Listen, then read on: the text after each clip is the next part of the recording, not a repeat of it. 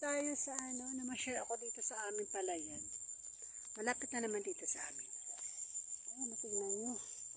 Malapit na mahinog yung ating palay. Diba? Malapit na. Next day ay pwede na tayo makapag-harvest dito ha. Uy, ito ilang buwan lang naman. Ilang buwan. Diba? Ganyan andito yung kasakana sa probinsya.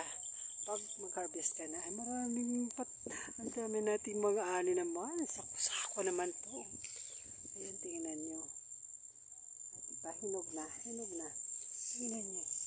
Malapit na to. Oh, diba? Oh, diba? Malapit na hinog. Oh, ayan, look. Ayan. Ayan, dito ako sa gitna. Dito ako sa gitna at tinitingnan ko yung ating palay kung okay na to. At sa ganun ay next day ay pwede na tayong mag-harvest ng ating palay. Parang din, medyo may mga parang walang iba, walang laman. Okay lang yan, importante ay mayroon tayong kuni na palay. Mayroon tayong anihin. Wala ng mga kulisap.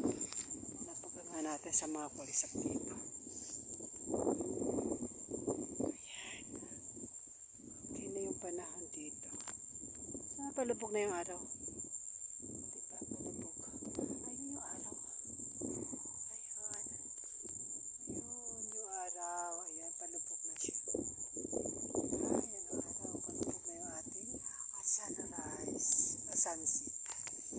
Ganda ng araw. At saka malamig na ang simoy ng hangin. Dito ko sa kabila yan.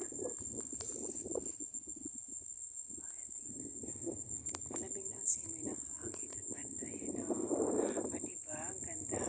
Ang ganda ng kulay ng ngayon dito sa amin na probinsya. Green. Kasi yung mga palay malapit nang aanihin. At saka matataba na yung mga palay dito. Yan o, yung aking sa susunod na araw ay mag-harvest naman tayo dito. Yan sa kapila. Ang lalaki ng mga as hybrid yan. Hybrid yan. Kasi pag hybrid tinatanim talaga. Kinagastusan ng tudo. Pero mas naman may balik din. Malalaki yung mga bunga. Thank you for watching and God bless po. Yan ang aming lugar dito sa